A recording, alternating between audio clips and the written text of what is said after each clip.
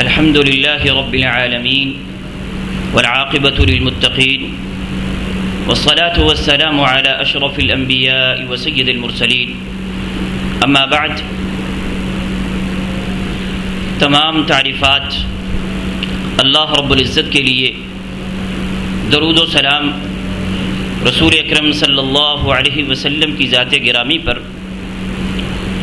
درود و سلام کے بعد ہمارا موضوع ہے کہ دین سے دوری کے اسباب کیا ہیں۔ ہم لوگ دین کے قریب کیوں نہیں آتے ہیں اور دین سے دور کیوں ہوتے جاتے ہیں؟ سب سے پہلے تو ہم یہ سمجھنے کی کوشش کریں گے کہ ہم کس ماحول میں رہتے ہیں۔ ہمارا ماحول یہ ہے کہ ہمارے گھروں کے اندر بچے موبائل کے ساتھ کھیلتے ہیں، موبائل کے ساتھ ہی بہلتے ہیں اور موبائل کے ساتھ ہی وہ خوش ہوتے ہیں، اور ہم انہیں موبائل بالکل فری دیتے ہیں، یعنی اس کے اندر جو چاہے وہ مرضی دیکھیں۔ اور عام طور پر ہمارے ہاں بچے جو کارٹون یا جو چیزیں اس میں دیکھتے ہیں وہ دینی معاشرہ نہیں ہے، وہ دینی ماحول کی چیزیں نہیں دیکھی جاتی ہیں۔ اور اس گھر سے نکلنے کے بعد یہ بچہ جب گھر سے نکلنے کے بعد آگے اسکول کے اندر جب یہ جاتا ہے تو اسکول کے اندر بھی صورتحال یہ ہے کہ جو کوئی اچھے اسکول ہیں وہاں پر جو تعلیم دی جاتی ہے اس تعلیم میں بھی دین سے بہت دوری کی چیزیں ہیں، دین والی چیزیں وہاں پر بھی نہیں ہیں۔ بلکہ افسوس کی بات تو یہ ہے کہ الٹا دین والوں کو بڑا ہیج قسم کا بنا کر کے دکھایا جاتا ہے۔ وہاں پر دین والوں کے بارے میں یہ بتایا جاتا ہے کہ یہ بڑے شدت پسند ہوتے ہیں، ان کے اندر رواداری کی کوئی بات نہیں ہے، ان کے اندر اخلاق اور پیار و محبت والی چیزیں موجود نہیں ہیں۔ یہ اسکولوں کے اندر دکھایا جاتا ہے۔ فحاشی اور اوریانی اور اس طرح کی چیزیں تو بہت زیادہ عروج پر ہیں، لیکن دین کو دبانے والی چیزیں بھی بہت زیادہ ہیں۔ حتیٰ کہ یہ بھی بتایا جاتا ہے کہ جو لوگ دین کے ساتھ منسلک ہوتے ہیں ان کا معاشی مستقبل بالکل نہیں ہے، معاشی مستقبل بالکل نہیں ہے ان کا، کہ ہر اعتبار سے یہ تباہ ہیں۔ یعنی اس انداز کا جب معاشرہ ہمارے بچوں کو ماحول دے رہا ہے تو اس ماحول میں پروان چڑھنے والا بچہ وہ کیسے دین کے قریب آئے گا؟ یہاں پر میری اور آپ کی، والدین کی اور ہر ایک کی یہ ذمہ داری بنتی ہے کہ وہ اپنے بچوں کو دین کے قریب لانے کے لیے اور ان چیزوں سے نجات دلانے کے لیے، ان چیزوں سے دور رکھنے کے لیے اپنا کردار ادا کرے اور کوشش کرے۔ میں آپ کے سامنے چند باتیں آپ کے سامنے رکھوں گا، اور دین سے دوری کے تو بہت زیادہ اسباب ہیں، لیکن 4 باتیں میں آپ کے سامنے رکھنے کی کوشش کروں گا۔ پہلی بات یہ ہے کہ ہم پہلے اپنے بارے میں یہ سوچیں کہ مجھے دین کا علم کتنا ہے، میرے پاس دین کی معلومات کتنی ہیں کہ میں اپنے بچوں کو بتاؤں، یا میں دین کا معاشرہ بنانے کی کوشش کروں، میں دین کی قربت کی باتیں کروں تو میرے پاس اس کے لیے معلومات کیا ہیں، میرے پاس اس کا علم کتنا ہے۔ اگر ہم یہ دیکھتے ہیں تو صورتحال یہ ہے کہ ہمارے پاس کچھ نہیں ہے۔ اور جس چیز کا انسان کو علم نہیں ہوتا ہے، وہ عربی کا ایک مقولہ ہے، الناس اعداء لما جہلوا، وہ کہتے ہیں کہ لوگ اس چیز کے دشمن ہوتے ہیں جس چیز کے بارے میں انہیں علم نہیں ہوتا ہے، یا پھر ان کے بارے میں اس کا کوئی تصور ہی نہیں ہے، کوئی خیال ہی نہیں ہے۔ ابھی آپ کے سامنے یہاں مدینہ یونیورسٹی کا تذکرہ ہوا ہے۔ اگر کسی بندے کو پتہ ہی نہیں ہے کہ مدینہ یونیورسٹی بھی موجود ہے، کسی جگہ پر دنیا میں موجود ہے، اس کو پتہ ہی نہیں ہے، تو اس کے بارے میں اس کے کیا خیالات یا کیا تصورات ہوں گے جب پتہ ہی نہیں ہے؟ جب اس ایک انسان کو دین کا پتہ ہی نہیں ہے، اس کا دین کے بارے میں کیا محبت، کیا تعلق، کیا قربت جو ہے وہ بنے گی؟ میں والد محترم جو ہے وہ ہمارے فوج میں تھے، اور کیڈٹ کالج کے اندر جہاں پہ فوجی افسر تیار ہوتے ہیں وہاں پر میں تھا جب میرا داخلہ ہوا مدینہ یونیورسٹی کے اندر۔ اور جب وہاں کے طلباء کو، وہ کیڈٹ کو پتہ چلا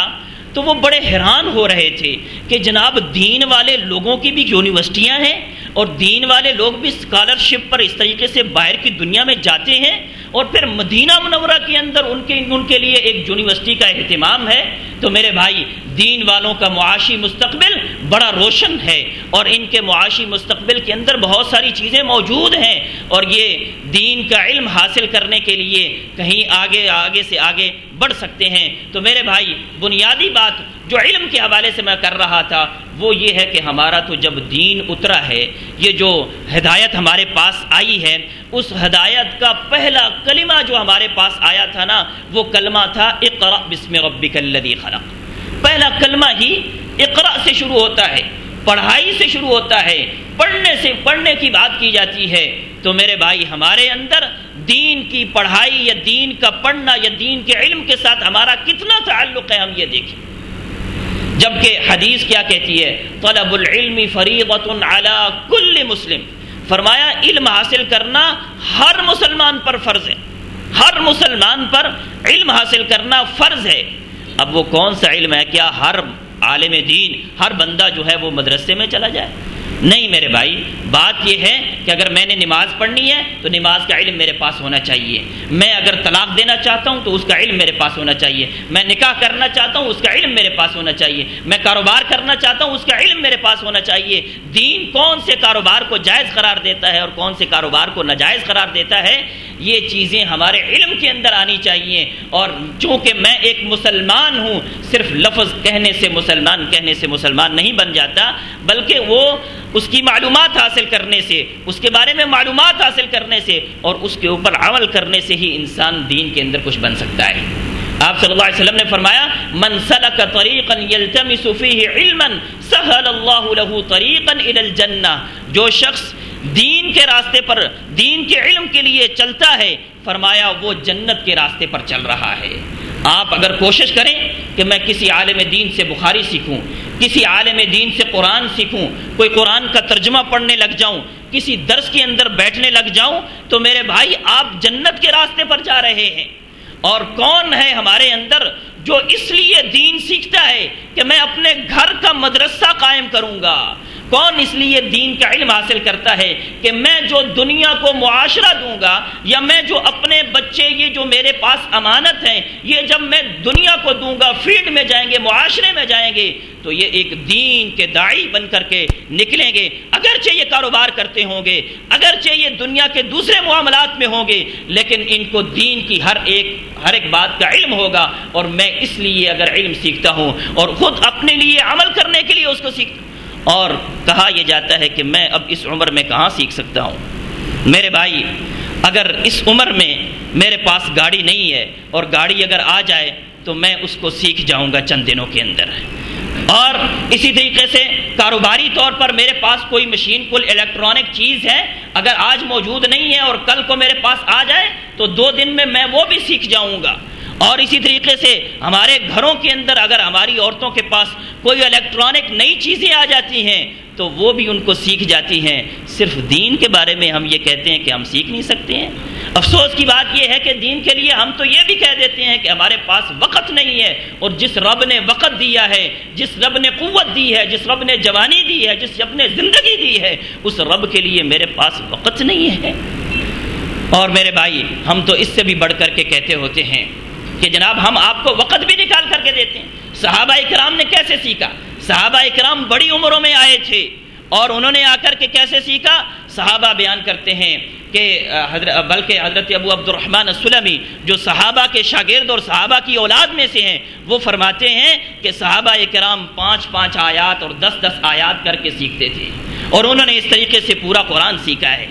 اور آج ہم بھی اسی طریقے سے کر کے تھوڑا کر کے، ایک نماز کے ٹائم میں اگر آپ تھوڑا کچھ سیکھتے ہیں، دوسری میں تھوڑا اور کچھ سیکھتے ہیں، 5 وقت میں اگر آپ سیکھتے ہیں تو میرے بھائی روزانہ کی بنیاد پر آپ کتنا سیکھ جاتے ہیں، ہفتہ وار پھر کتنا بن جاتا ہے، مہینہ میں کتنا بن جائے گا، اور اسی طریقے سے سال میں کتنا بن جائے گا۔ اور اگر ہم یہ حساب لگاتے ہیں، اگر کوئی شخص آ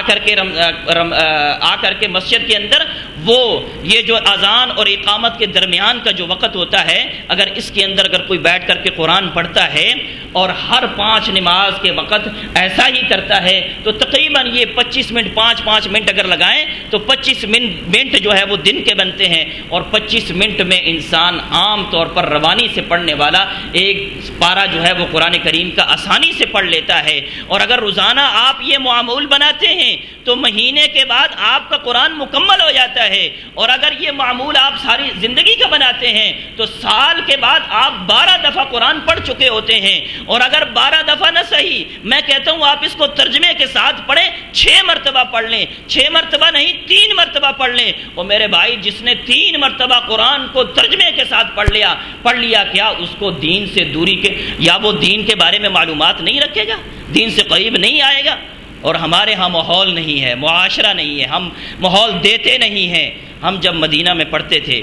تو مدینہ یونیورسٹی میں طریقہ کار طلباء کے لیے یہ ہے کہ وہ عصر کی نماز کے بعد وہاں مدینہ یونیورسٹی سے بسیں تیار ہوتی ہیں اور وہ بچے اس میں بیٹھ جاتے ہیں اور وہ حرم میں لا کر کے چھوڑتے ہیں۔ اور پھر حرم میں جو ہے وہ آپ لوگوں نے جو لوگ وہاں پر گئے ہوئے انہوں نے دیکھا ہوگا کہ مغرب سے عشاء تک کا جو درمیانی وقت ہے، اس وقت کے اندر وہاں پر بہت زیادہ دروس ہوتے ہیں، اور وہاں پر جو دروس جس کے اندر ہم شریک ہوتے تھے،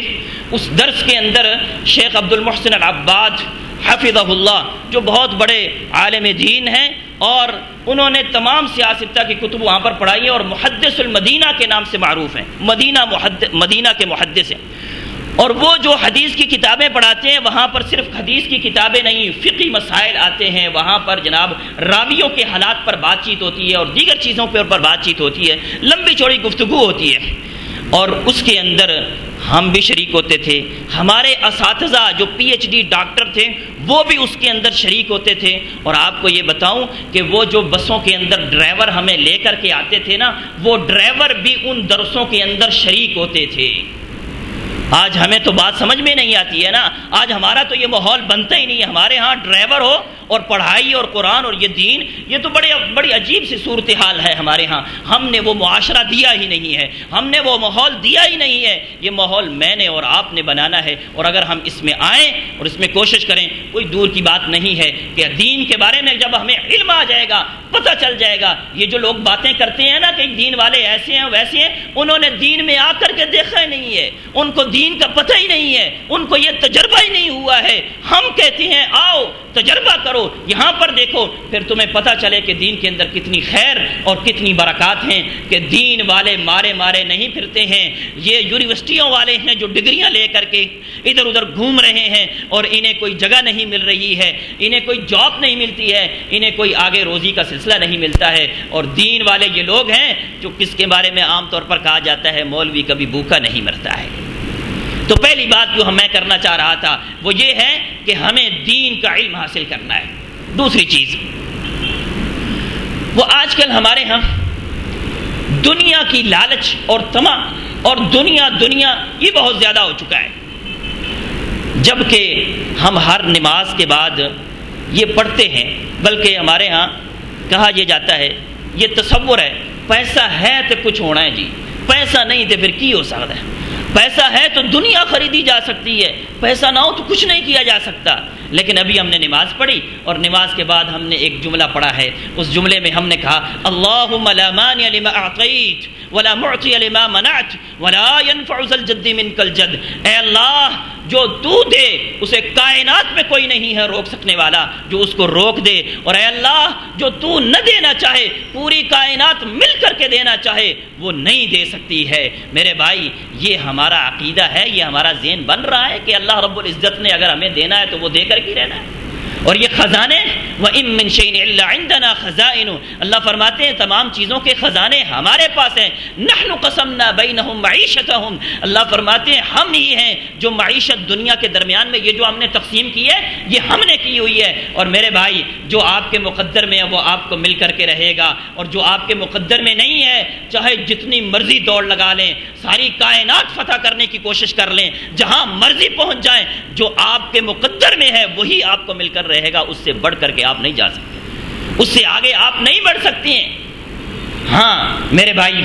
شریعت یہ بھی نہیں کہتی ہے کہ ہم دین سے دور رہیں، دنیا سے دور رہیں، بلکہ یہ باتیں تو اپنے حدیث کے اندر موجود ہیں کہ اگر دنیا کا کوئی مقام ہو اللہ کے ہاں، اگر مچھر کے پر جتنی بھی اس کی کوئی حیثیت ہوتی تو اللہ رب العزت کافر کو ایک گھونٹ بھی نہ پلاتا، ایک گھونٹ بھی نہ دیتا۔ یہ دنیا کی حیثیت تو یہ ایک مردہ بھیڑ کا بچہ پڑا ہوا تھا، آپ نے پوچھا صحابہ اکرام کو کوئی ایک درہم میں سے خریدے گا؟ کہا اس سے بھی معمولی میں کوئی نہیں خریدے گا۔ آپ صلی اللہ علیہ وسلم نے فرمایا دنیا کی اس سے بھی کم حیثیت ہے، اس کی بھی کوئی حیثیت ہے، دنیا کی اتنی بھی حیثیت نہیں ہے۔ یہ تو شریعت کا قاعدہ ہے۔ میرا اپنا اگر ذہن میں دیکھوں تو میرے ذہن میں دنیا کیا ہے؟ میرے ذہن میں تو سب کچھ ہی دنیا ہے، صبح سے لے کر شام اور شام سے لے کر میری سوچ یہی ہوتی ہے کیسے دنیا آئے گی، کیسے کیا جائے گا، اس کے لیے مجھے کسی سے لڑنا پڑے، اس کے لیے مجھے کیا کرنا پڑے، دھوکہ فراڈ کرنا پڑے، جو مرضی کرنا پڑے، یہ دنیا کسی نہ کسی طریقے سے آنی چاہیے۔ میرا تو ذہن یہ بنا ہوا ہے، جبکہ دین تو یہ کہتا ہے، یعنی میرا اور دین کا بہت زیادہ گیپ ہے، میں نے اپنے آپ کو دین سے بہت زیادہ دور کر لیا ہوا ہے۔ ہاں یہ بات ٹھیک ہے،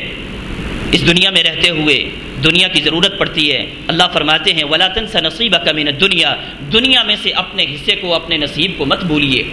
دنیا میں جو تمہارا حصہ ہے اس کو ضرور لیجئے۔ حتیٰ کہ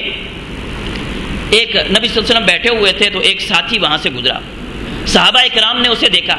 صحابہ اکرام فرماتے ہیں یہ دنیا میں بڑی محنت کر رہا ہے، دنیا کے بارے میں بڑی کوشش کر رہا ہے۔ صحابہ فرماتے ہیں کاش اس کی یہ محنت اور کوشش جو ہے وہ دین کے بارے میں ہوتی، فی سبیل اللہ ہوتی۔ نبی صلی اللہ علیہ وسلم نے فرمایا اگر اس کے چھوٹے چھوٹے بچے ہیں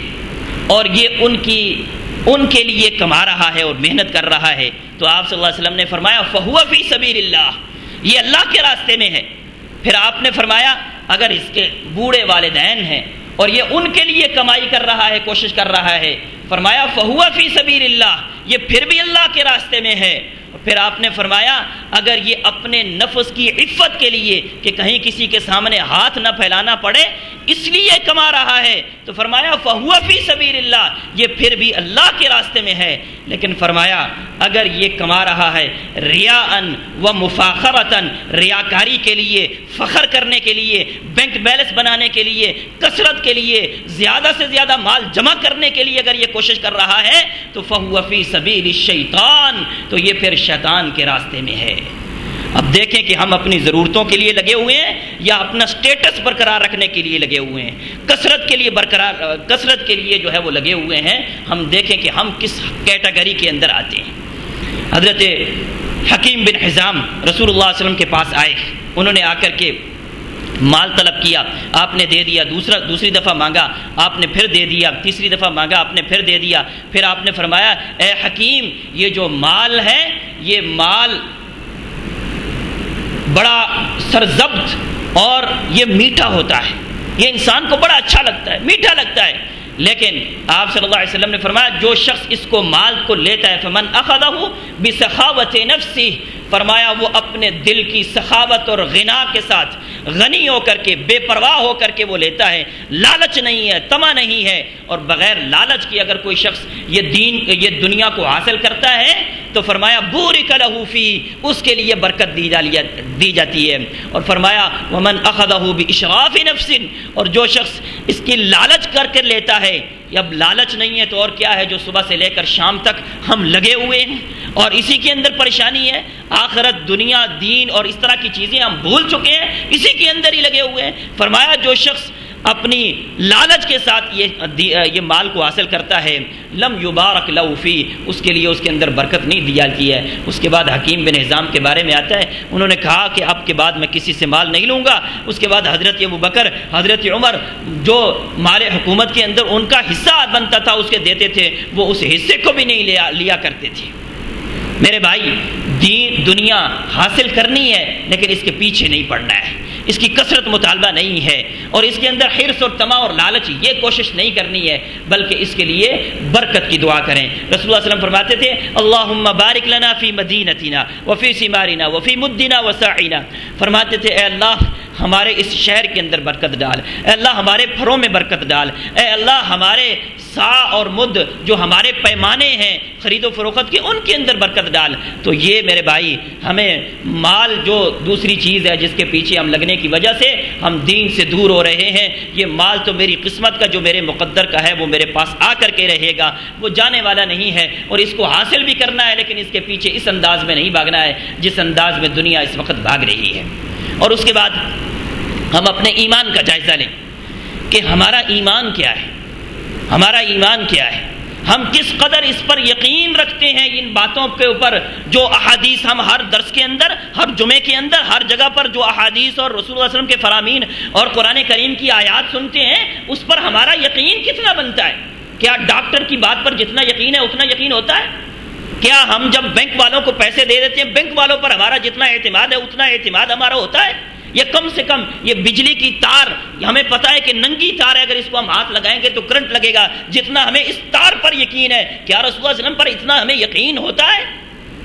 دیکھیے حضرت خزیمہ رضی اللہ تعالیٰ عنہ، رسول اللہ علیہ وسلم نے وہ گھوڑا خریدا اور وہ جس نے بیچا تھا وہ کہتا ہے کہ کوئی گواہ لاؤ، حضرت خزیمہ موجود نہیں تھے، وہاں پر کوئی موجود نہیں تھا، حضرت خزیمہ نے پھر بھی گواہی دے دی، اور جب پوچھا گیا کہا آپ آسمان سے خبریں لاتے ہیں، ہم اس پر یقین کرتے ہیں، یہ دنیا کے معاملے میں ہم کس طرح سے آپ پر یقین نہ کریں؟ حضرت ابوبکر کو کہا گیا کہ آپ کے صاحب کہتے ہیں راتوں رات وہ بیت المقدس و آسمانوں کی سیر کر کے آئے ہیں، کہا کہ وہ بالکل حق اور سچ کہتے۔ اب دیکھیں حضرت ابو ذر اکیلے ایک جگہ پر فوت ہو رہے تھے، اور جب ان کی بیوی جو ہے رونے لگی تو انہوں نے کہا کہ مت روو، میں تمہیں حدیث سناتا ہوں۔ رسول اللہ صلی اللہ علیہ وسلم نے فرمایا تھا اس موقع کے اوپر ایک بندہ تم میں سے وہ ایک چٹیل میدان کے اندر فوت ہوگا اور وہاں پر مسلمانوں کی ایک جماعت شریک ہوگی، موجود آئے گی، اور مجھے یقین ہے کہ میرے مرنے کے بعد یہاں پر کوئی نہ کوئی جماعت آئے گی، اور حضرت عبداللہ بن مسعود رضی اللہ تعالیٰ عنہ وہاں پر گزر رہے تھے اور وہاں پر وہ پہنچے۔ حضرت علی رضی اللہ تعالیٰ عنہ کو رسول اللہ صلی اللہ علیہ وسلم نے بھیجا خط لینے کے لیے، وہ عورت جس کے پاس پہنچے کہا خط، اس نے کہا خط نہیں ہے، اور جب تلاش کیا کچھ نہیں ملا، ساتھی کہنے لگے اس کے پاس نہیں ہے، حضرت علی کہنے لگے ما کذب رسول اللہ صلی اللہ علیہ وسلم، رسول اللہ صلی اللہ علیہ وسلم نے جھوٹ نہیں بولا ہے، رسول اللہ صلی اللہ علیہ وسلم نعوذ باللہ انہوں نے جو آپ نے بات کیا وہ حق اور سچ ہے، اور اسے کہا لتخرجن الکتاب او لاجردنک، تم اپنی اس کتاب کو، اس رسالے کو ضرور نکالو گی، وگرنہ میں تمہیں، اگر مجھے تمہیں کپڑوں سے الگ کرنا پڑے تو میں تمہیں کروں گا، لیکن میں یہ خط ضرور لے کر کے جاؤں گا۔ جب اس نے دیکھا کہ معاملہ بڑا سیریس ہے، اس نے اپنے بالوں میں سے وہ خط نکال کر کے ان کے سامنے پیش کر دیا۔ میرے بھائی آج ہم حدیث پڑھتے ہیں کہ جو شخص، دو خرید و فروخت کرنے والے جب خرید و فروخت کرتے ہیں فَإِن بَيَّنَا وَصَدَقَا بَيَّنَا بُورِكَ لَهُمَا فِي بَيْعِهِمَا، فرمایا جب یہ دونوں آپس میں خرید و فروخت کرتے ہیں، سچ بولتے ہیں، آج ہمارے ہاں کہتے ہیں جھوٹ کے بغیر کاروبار چلتا نہیں ہے، آپ نے فرمایا جو دونوں خرید و فروخت کرنے والے سچ بولتے ہیں اور معاملہ بالکل واضح کر دیتے ہیں، فرمایا ان کے لیے برکت دی جاتی ہے، اور فرمایا کہ جو دونوں آپس کے اندر معاملے کو چھپاتے ہیں وَكَذَبَ، اور جھوٹ بولتے ہیں، مُحِقَتْ بَرَكَتُ بَيْعِهِمَا، ان کی بیع و خرید و فروخت کی برکت جو ہے وہ ختم ہو جاتی ہے۔ آج ہمیں یقین ہے رسول اللہ صلی اللہ علیہ وسلم کی باتوں پر، حتیٰ کہ لہب بن ابی لہب کے بارے میں آتا ہے کہ اس کے بارے میں رسول اللہ صلی اللہ علیہ وسلم نے وہ رسول اللہ صلی اللہ علیہ وسلم کو گالیاں دیا کرتا تھا، رسول اللہ صلی اللہ علیہ وسلم نے فرمایا اللہم سلط علیہ قلبک، اے اللہ اپنے کتوں میں سے ایک کتا اس پر مسلط فرما دے، اور وہ پھر ساری زندگی اس سے ڈرتا رہا کہ کہیں آ نہ جائے، اور کہا کہ شام کے علاقے میں گیا ہوا تھا، اس نے اس خدشے کا اظہار کیا، اور لوگوں نے انہوں نے کہا کہ نہیں ایسا نہیں ہو سکتا، انہوں نے اس کے گرد گرد سامان لگا کر کے پہرا دینے لگے، لیکن فرمایا کہ ایک شیر آیا فانتزعه فذهب به، اور اس نے اس کو لے کر کے چلا گیا۔ امیہ بن خلف وہ نہیں اپنے گھر سے نکلتا تھا کہ رسول اللہ صلی اللہ علیہ وسلم نے کہا میں تمہیں قتل کروں گا، اور بدر کے مقام پر اس کو قتل کر دیا گیا۔ یعنی کفار کو رسول اللہ علیہ وسلم کی باتوں پر یقین تھا، آج ہمیں اس انداز میں آپ صلی اللہ علیہ وسلم کی باتوں پر یقین ہے کیا؟ تو لہٰذا آج اگر ہم اپنے بچوں کو جو سکھا رہے ہیں یا جو معاشرہ ہم دے رہے ہیں، اس معاشرے کے اندر خیر نہیں ہے میرے بھائی، آپ دیکھ بھی رہے ہیں کہ اس کے اندر کوئی خیر نہیں ہے، جو خیر ہے وہ اللہ رب العزت نے اپنے دین کے اندر رکھی ہے، اور دین کے ساتھ قرب جو ہے وہ آپ کے علم کے ذریعے سے آئے گی۔ اگر آپ دین کا علم حاصل کریں گے تو یہ قرب پیدا ہوگا، اگر آپ جو ہے اپنے ایمان اور تقوی و طہارت کو بنانے کی کوشش کریں گے، اپنا ایمان بنانے کی کوشش کریں گے، تب آپ کو دین کی جو خصائص ہیں، اس کی جو خوبیاں ہیں، اس کا علم ہوگا۔ اور پھر میرے بھائی آخری بات کہ کیا مجھے اور آپ کو اپنی آخرت یاد ہے؟ کیا ہمیں یہ یقین ہے کہ میں نے مر جانا ہے؟ ذرا 2 منٹ کے لیے 1 منٹ کے لیے ذرا تصور کریں، میں اگر ابھی فوت ہو جاتا ہوں تو کیا صورتحال ہوگی؟ لوگ مجھے نہلائیں گے، لوگ مجھے چارپائی پر ڈالیں گے، لوگ مجھے اٹھائیں گے، جنازہ پڑھیں گے، اور پھر وہ قبرستان میں لے جائیں گے، قبرستان میں لے جائیں گے، اور اکیلی قبر کے اندر جہاں کوئی نہیں ہے، اکیلی قبر کے اندر مٹی کے نیچے مجھے دفن کر کے آ جائیں گے۔ کبھی اس قبر کو دیکھیے اور اپنے بارے میں سوچیے کہ میں نے یہاں پر آنا ہے۔ اور میرے بھائی، دنیا کے اندر قوانین ہیں، کوئی قانون کی خلاف ورزی کرتا ہے تو چلان ہوتا ہے، کوئی قانون کی خلاف ورزی کرتا ہے تو اس کا چلان ہوتا ہے۔ اللہ رب العزت کے قوانین ہیں، اور ان کا بھی چلان جو ہے وہ یہ 2 فرشتے بیٹھے ہیں جو کاٹ رہے ہیں، ان کا چلان لکھا جا رہا ہے، لیکن یہ چلان جو ہے معاف کرایا جا سکتا ہے۔ دنیا والے معاف نہیں کرتے ہیں، اللہ رب العزت یہ چلان معاف کر دیتے ہیں۔ میرے بھائی، ہمارا بچہ جب سکول کالج کے اندر وہ تیاری کرتا ہے پیپر کی، تو اسے یہ یقین ہوتا ہے کہ مجھے آخر میں امتحان دینا ہے، اور اس امتحان کی تیاری کے لیے وہ پڑھتا ہے، اس انداز میں پڑھتا ہے کہ اگر پیپر میں ایسے سوال آئے گا تو ایسا جواب دیا جائے گا، ایسے سوال آئے گا تو ایسا جواب دیا جائے گا۔ اور میرے بھائی، کیا ہم جو دنیا کے اندر زندگی گزار رہے ہیں اس نیت سے گزار رہے ہیں کہ کل کو ہمیں بھی امتحان دینا ہے؟ اس قبر میں ہم سے جو 3 سوال کیے جائیں گے، اس میں نہ ہمارے ماں باپ کے بارے میں پوچھا جائے گا، نہ ہماری دنیا کے بارے میں پوچھا جائے گا، نہ ان دنیا کی چیزوں کے بارے میں جن کے بارے میں ہم سوچ رہے ہیں ان میں سے کسی چیز کے بارے میں نہیں پوچھا جائے گا۔ جن چیزوں کے بارے میں پوچھا جا رہا ہے وہ فرمایا کہ تمہارا رب کون ہے، تمہارا نبی کون، اور یہ تمہارا دین یہ کون سا تھا، کیا دین تھا۔ اگر دین کے بارے میں علم ہی حاصل نہیں کیا ہے، دین کے بارے میں معلومات ہی حاصل نہیں کی ہے، تو وہاں پر میں کیا جواب دے سکوں گا؟ اگر میرے پاس کچھ علم ہوگا تو میں وہاں پر کچھ نہ کچھ جواب دے سکوں گا۔ تو میرے بھائی، الغرض آخری بات کر کے بات کو ختم کرتا ہوں۔ حضرت حسن بصری رحمہ اللہ سے کسی نے پوچھا کہ آپ دنیا سے دور ہیں، یہ کیسے ہیں؟ کیسے دنیا سے آپ نے یہ زہد اختیار کیا ہوا ہے، یہ کیسے اختیار کیا ہوا ہے؟ انہوں نے کہا، پہلی بات یہ ہے کہ میں نے یہ جان لیا ہے، میں نے یہ سمجھ لیا ہے کہ جو میرا مال ہے وہ کوئی دوسرا لے نہیں سکتا ہے۔ جب میں نے یہ جان لیا تو اس بارے میں میرا دل مطمئن ہو گیا ہے کہ میرا مال جو ہے وہ مجھے ملنا ہے، وہ کسی اور کو نہیں ملنا۔ دوسرا، جب میں نے یہ جان لیا ہے کہ میرے عمل وہ میں نہیں کرنے، کوئی اور میرا عمل کرنے والا، میری جگہ پر نماز پڑھنے والا، دیگر عمل کرنے والا نہیں ہے، تو پھر میں نے جو ہے نا وہ اپنے عمل خود کرنے کی کوشش کر لی ہے۔ اور تیسرا، جب میں نے دیکھا کہ اللہ رب العزت مجھے دیکھ رہا ہے تو مجھے حیا آئی کہ اللہ مجھے دیکھ رہا ہو اور میں اس کی نافرمانی کر رہا ہوں۔ اور چوتھا اور آخری بات کہا کہ جب میں نے یہ یقین کر لیا کہ مجھے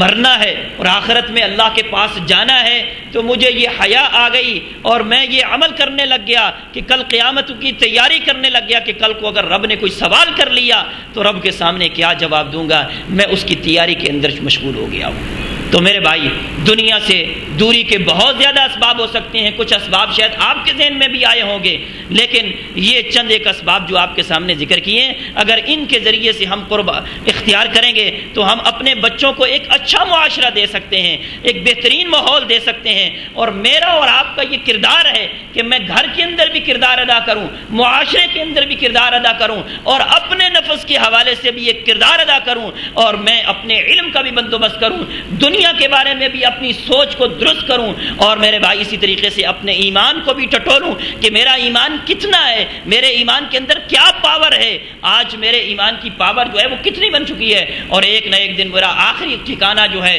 وہ قبر ہے، اور اس قبر کے لیے میں نے کیا کچھ تیار کر رکھا ہے۔ اللہ رب العزت سے دعا ہے اللہ عمل کرنے کی توفیق عطا فرمائے۔ وآخر دعوانا ان الحمد للہ رب العالمین۔